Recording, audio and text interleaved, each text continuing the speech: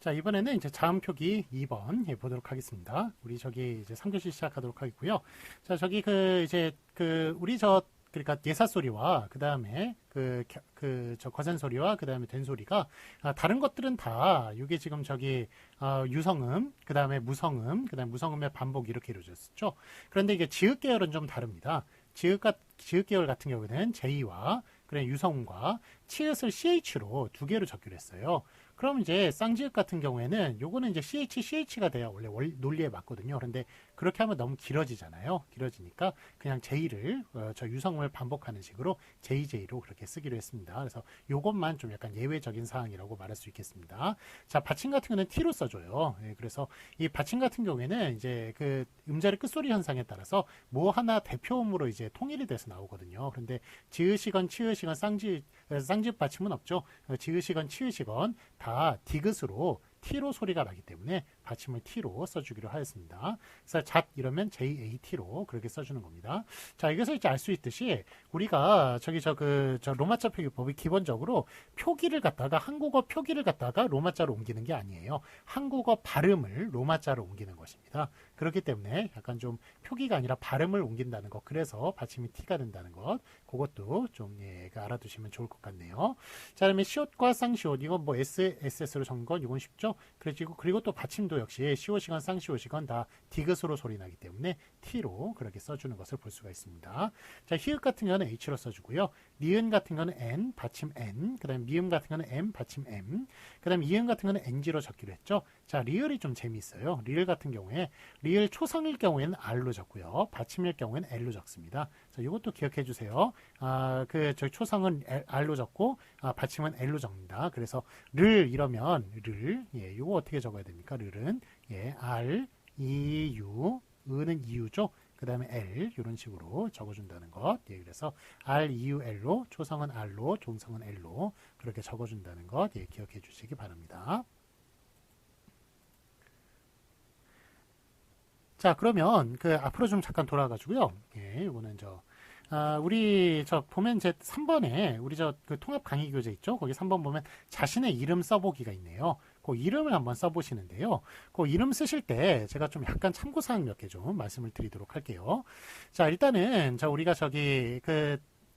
이름과 성과 이름이 있잖아요. 성과 이름이 있는데, 자, 성을 한번 보겠습니다. 이게 일단은 제가 정종수 일단 제가 이름 적어볼게요.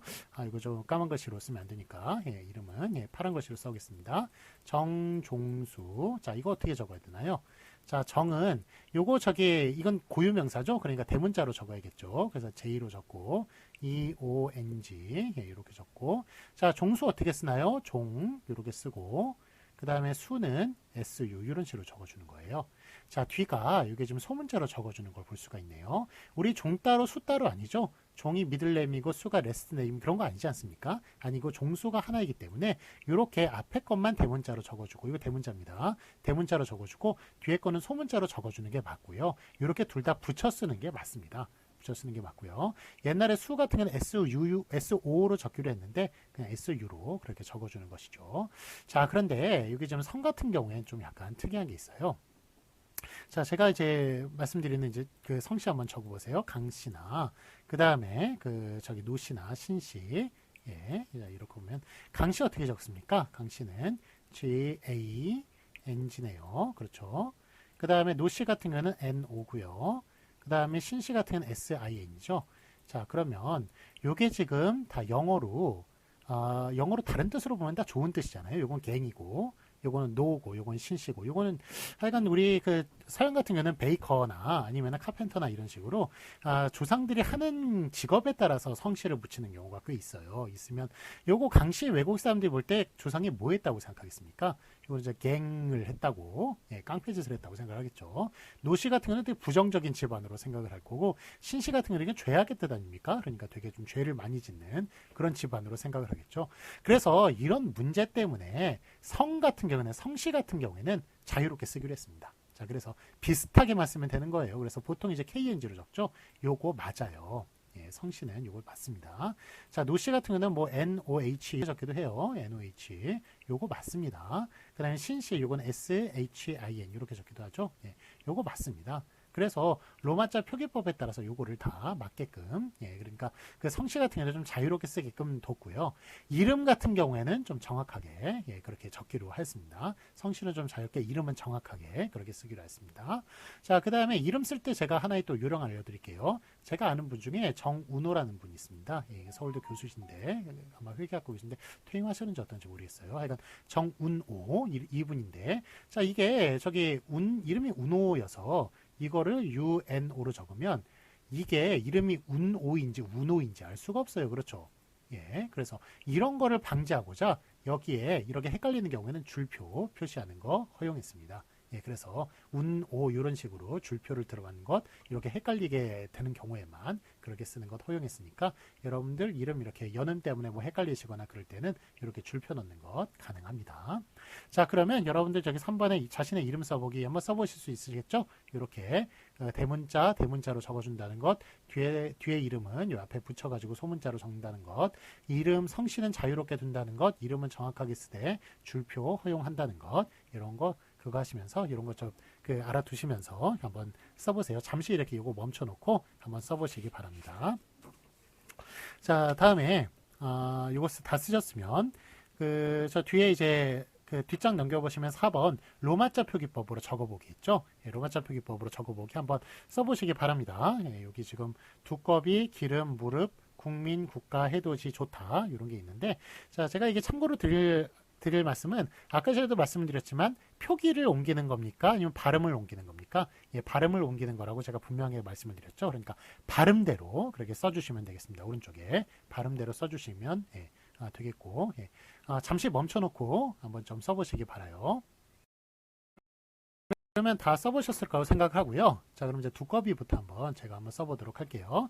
자, 두꺼비 앞에 대문자입니까? 소문자입니까? 예, 두꺼비는 요거 그거 아니죠? 저기 고유명사 아니죠? 보통명사이기 때문에 소문자로 적어주면서 그 다음에 요 KK죠. 그 다음에 어는 EO고요. 그 다음에 B는 BI 이렇게 적어주면 되겠죠. 이게 두꺼비입니다.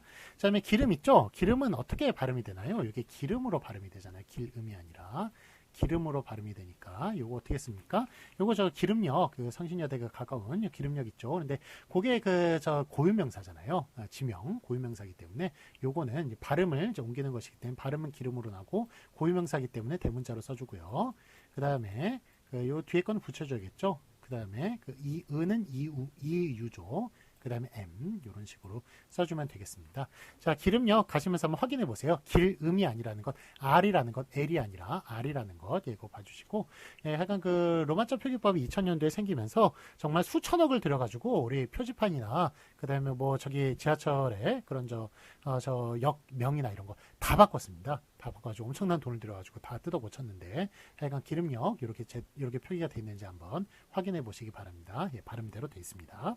자, 무릎 있죠? 예, 무릎은 어떻게 되어 있나요? 예, 무릎은 이렇게 써줘야죠. 그 다음에 요거 이유죠? 그 다음에 요 P로, 예, 이렇게 받침 P로 이렇게 무릎 이렇게 적어주는 거고요. 자, 국민 있죠? 국민은 어떻게 발음이 되나요? 국민은 국민으로 이렇게 발음이 되네요. 국민. 예. 그래서 요거는 저 대문자로 적어주나요? 이건 일반 명사죠. 그러니까 소문자로 적어주시고, 그 다음에 요게 지금 저기 자음동화 비음화를 일으켰습니다. 그래가지고 국민이 아니라 궁 이렇게 나기 때문에 발음대로 NG로 써주고요. 그 다음에 MIN 이렇게 써주면 되겠습니다. 자, 요게 국민은행 있죠. 옛날에 지금 KB뱅크가 옛날에 이제 국민은행이었어요. 예, 그래가지고 그 국민은행이 KOOK 그 다음에 MIN 이렇게 옛날엔 적었는데, 하여간 뭐 지금도 이제 국민은행 자체가 상호가 거의 사라지다시피 했기 때문에 지금은 잘 볼 수 없는 표기이긴 합니다만, 예, 그것도 로마자 표기법 2000년에 만들어지기 전에 그렇게 만들어졌기 때문에, 그래서 그것도 뭐 소급을 시키지 않고 그대로 그냥 표기하게 둔 겁니다. 하지만 국민, 요 국민 같은 경우는 이제 일반 명사로서 이렇게 보통 명사로서 이렇게 정확하게 적어줘야겠군요. 자, 삼성이나 현대나 이런 거 보면은 삼성 같은 경우는 SAM, SUNG로 적죠. 현대 같은 경우는 대를 현대 현대도 현도 HYUN, 그 다음에 대 같은 경우는 DAI 이렇게 적어주죠. 그래서 지금 로마자 표기법하고 상당히 다른 걸 볼 수가 있는데, 자, 로마자 표기법은 다시 말씀드리지만 2000년도에 만들어졌고요. 삼성이나 현대 같은 경우는 그 전부터 세계적인 회사들이었습니다. 자, 그래가지고 그거를 이제 이름을 그렇게 적다 보니까, 그래서 좀 그 표기가 그 소급을 시키지 않고 옛날 표기 그대로 두기로 했다는 것. 그래서 로마자 표기법 만들어지기 전에 한글 맞춤법 아까 전에 오뚜기도 얘기를 했었죠. 그거 만들어지기 전에 그렇게 쓰는 것은 그렇게 소급시키지 않기로, 상표명을 그렇게 소급시키지 않기로 그렇게 이야기를 했습니다. 하지만 지금 이제 입장에서 보면은 하여간 틀린 표기가 되겠군요. 제가 인도에 간 적이 있었는데 인도 현대를 슌다이라고 그래가지고 전혀 못 알아들었습니다. 슌다이. 그러니까 이게 참 표기가 좀 더 이렇게 로마자 표기법에 맞게 만들어졌으면 조금 발음이 정확하게 됐을 텐데, 하여간 그 표기가 원래 좀 옛날 표기, 그렇게 좀 근거 없는 좀 잘못된 표기로 되어 있기 때문에 슌다이라고 부르는 그런 현상도 벌어졌다고 얘기할 수가 있겠군요. 자, 어쨌든 이제 국가 있죠. 이제 그 국민은 이제 이렇게 쓰고, 국가는 한번 써볼게요. 제가 국가 어떻게 쓰나요? 이게 된소리 현상이 벌어지죠. 국가 이렇게 되는군요. 그렇기 때문에 자, 이거 국가 이렇게 어떻게 써줍니까? 그러면 이게 원래는 이렇게 써줘야죠. 국가, 국하고 그 다음에 요 가는 KK니까 이렇게 써주는데, 자, 이러면 KKK가 3개예요. 그래서 이게 쿠클러스 클랜이라고 옛날에 저기 백인들 막 악당들, 그런 사람들이 흑인들 잡아 죽이고 막 그랬던 그런 못된 집단, 그것도 KKK인데, 하여간 어쨌든 이렇게 지금 같은 저 표기가 3개가 연속이 돼가지고 이게 상당히 좀 보기가 싫습니다. 그래가지고 이렇게 된소리대기 현상 있죠. 된소리대기 현상만큼은 표기에 반영을 하지 않기로 했어요. 자, 그래서 어떻게 씁니까? 이거 이런 식으로 그 표기에 반영을 안 하게 했기 때문에 요거 발음대로가 아니라 요 원래 표기대로 국가 이런 식으로 써주기로 했습니다. 자, 그래서 다른 요런 저기 연음 현상이라든지 아니면은 저기 연음 현상, 그 다음에 요건 이제 비음화죠. 자음동화 중에 비음화, 이런 것 같은 경우는 다 표기에 반영을 하는데, 이렇게 된소리 대기 같은 경우는 표기에 반영을 안 하기로 했다라는 것, 그것도 하나 좀 알아두셨으면 좋겠습니다. 자, 그러면 해돋이 볼까요? 저 위에다 쓰겠습니다. 해돋이 어떻게 발음되나요? 요건 국외음화 현상이죠. 그래서 해돋이로 발음이 되죠. 해돋이로 발음이 되니까 요거 어떻게 써줍니까? 그래서 요거 그러니까 N은 A로 써주기로 했죠. 그 다음에 DO, 그 다음에 JI, 이런 식으로 이렇게 국외음화 같은 경우는 표기에 반영을 해주고, 자, 좋다 같은 경우는 이거 추각 현상이네요. 발음 어떻게 됩니까? 좋다 이렇게 되죠. 좋다. 자, 그래서 요거는 JO, 이거 소문자로 적어야죠. 소문자로 JO, 그 다음에 타, TA, 이런 식으로 그렇게 적어주면 되겠습니다. 자, 그래서 하여간 이렇게 로마자 표기법은 표기를 적는다고요? 발음을 적는다고요? 발음을 적는 것이며, 그렇지만 그 발음 현상 중에 여러 가지 음원 현상 중에 된소리 대기는 표기에 반영을 안 한다. 그렇게 기억해 두시면 우리 한글 맞춤법과 표준어 유형 다시 돌아와서요. 17번 초점부터 하도록 하겠습니다. 자, 아까는 2교시를 좀 길게 했죠. 그렇기 때문에 여기까지만 하고, 내일로 이제 넘기면 되겠군요. 자, 이거 초점 같은 경우에는 요거는 이 사이시옷 문제입니다. 사이시옷 문제. 그래서 사이시옷이 어떨 때 이제 보통 들어가나요? 사이시옷은 이렇게 고유어와 고유어일 때 그때 이제 들어가고요. 고유어와 한자어일 때 들어가고, 한자어와 고유어일 때 들어가고, 한자어 한자일 때는 못 들어갑니다. 즉 요 두 개의 이제 합성어일 때만 사이시옷이 들어가는데요. 그런데 사이시옷이 들어갈 때 어느 하나는 고유어가 꼭 있어야 된다는 거예요. 두 개의 구성성분 중에 하나는 고유어가 들어가 있어야, 그래야 사이시옷이 붙고요. 고유어가 하나도 안 들어가 있는 한자어와 한자어로만 이루어져 있는 곳에는 사이시옷이 못 들어가는 것을 볼 수가 있습니다. 자, 그래서 이 사이시옷 보면 시내까 이런 식으로 뒤가 까가 되잖아요. 그래서 된 소리가 날 때 그때 이제 된 소리가 난다는 표시를 해주기 위해서 사이시옷을 붙이고요. 자, 나뭇잎 같은 경우에는 나무 플러스 잎이잖아요. 그런데 발음은 어떻게 됩니까? 나뭇잎으로 되죠. 그러니까 니은이 덧나요. 요게. 그래서 니은 하나만 덧날 때도 있고요. 니은이 덧날 때가 니은 두 개가 덧날 때도 있습니다. 그럴 때도 역시 니은이 덧난다, 니은이 덧난다는 표시로 이렇게 사이시옷을 붙여주는 것을 볼 수가 있습니다. 자, 그래서 이렇게 고유어와 고유어일 때 사이시옷 붙여준다는 것. 자, 그다음에 고유어 플러스 한자어로 보도록 하겠습니다. 여기 보시면 아랫빵 이런 식으로 이게 아랫빵이라고 이렇게 소리가 나잖아요. 그 다음에 색강 이것도 이제 된소리로 나는군요. 자, 그런데 아래는 고유어고요. 방이 한자어입니다. 여러분 방, 룸이 한자어라는 거 아셨어요? 예, 뜻밖이죠. 방 한자어입니다. 그 다음에 새는 이제 고유어고요. 강은 한자어죠. 예, 강의 고유어는 가람이죠. 그래서 아랫방, 새강 이런 식으로 뒤에 된소리가 나고 그 다음에 고유어가 다 들어가 있으니까 이렇게 사이시옷 붙여주는 것을 볼 수가 있습니다. 자, 기대값 볼까요? 이거는 기대 플러스 값이죠. 예, 그런데 요 기대는 이제 한자어고 값이 고유어군요. 등교 한자어고 길이 고유어군요. 예, 그래서 기대값, 등교길 이런 식으로 뒤가 다 된소리가 나기 때문에 이렇게 사이시옷 붙여주는 것을 볼 수가 있습니다. 그래서 사이시옷 붙여주는 거 아까 말씀드렸죠? 예, 뒤가 된소리가 나거나 니은이 덧나거나 니은이 덧나거나 그럴 때. 자, 그런데 그래서 여러분 저기 최대값 있죠? 최대값 어떻게 쓰나요? 예, 최대값을 이렇게 최대값인가요? 최대값인가요? 예, 여러분 최대값으로 배우셨죠? 예, 그러면 여러분 신세대입니다. 예, 여러분보다 약간 나이 많은 사람도 최대값으로 배우지 않고 최대값으로 배운 사람 많아요. 이렇게. 예. 왜 이게 최대값 맞잖아요. 이게 최대는 한자어고 값이 이제 고유어기 때문에 이렇게 쓰는 게 맞는데 이런 표기는 도대체 어디서 온 걸까요? 예, 이런 표기는 예전에 이제 한글 맞춤법이 89년도에 만들어져서 지금 뭐 이미 만들어진 지 30년이 지났습니다만 이게 교과서 만드는 수학 교과서 만드는 책에서 이 표기를 받아들이질 않은 거예요. 20몇 년간 받아들이지 않다가 최근에야 그 고집을 꺾고 최대값으로 한글 맞춤법에 맞게끔 이렇게 적기로 했습니다. 그래가지고 이게 이제 바뀐 지 얼마 안 됐어요. 얼마 안 돼가지고 여러분보다 약간만 나이가 많아도 이렇게 배운 9세대가 있습니다. 여러분은 이렇게 배우셨죠? 여러분들은 신세대라고 얘기할 수가 있겠습니다. 자, 그 다음에 이제 그래서 하여간 뭐 기대값, 최대값 이렇게 사이시옷 붙입니다. 자, 그러면 한자어가 이렇게 결합했을 때는 이제 사이시옷 못 붙이죠. 개수, 우리 개수라고 보통 그러죠. 기착간, 전세빵 다 뒤가 된소리가 납니다만 이렇게 사이시옷 못 붙여주는 것을 볼 수가 있습니다. 자, 그 다음에 예, 초점이 맞고요. 초와 점이 이게 둘 다 한자어예요. 그렇기 때문에 이거 한자어 플러스 한자어이기 때문에 이때 사이시옷 못 붙이는 거고요. 그 다음에 한자어 플러스 한자어에서 사이시옷이 들어가는 예외가 6개가 더 있는데요. 이건 여러분들 아마 중고등학교 시절에 배우셨을 겁니다. 곳간, 착간, 택간, 새빵, 횟수, 숫자 요 6가지만 예외죠. 그래가지고 이게 간이 3개죠. 그래서 간셋, 그 다음에 방, 횟수자, 간셋방, 횟수자 이런 식으로 외우는 사람도 있어요. 외우는데 예, 그게 더 어렵다고 얘기하는 사람도 있고 하여간 어쨌든 요 간이 3개가 있고 셋방, 횟수, 숫자 이렇게 6가지가 요거 예외가 있으니까 요것도 알아두시면 좋겠습니다. 자, 그러면 초점도 그렇고요. 대가 있죠? 개수도 그렇고 대가, 개수 다 사이시옷 붙여줘야 될 것 같아요. 걔들 다 예외에 들어갔으면 얼마나 좀 좋았을까요? 하지만 걔들은 다 예외에 빠졌죠. 왜 그럴까요? 그 예외가 요걸 정하는 그런 심사위원들이 정할 때 기억이 안 난 거예요.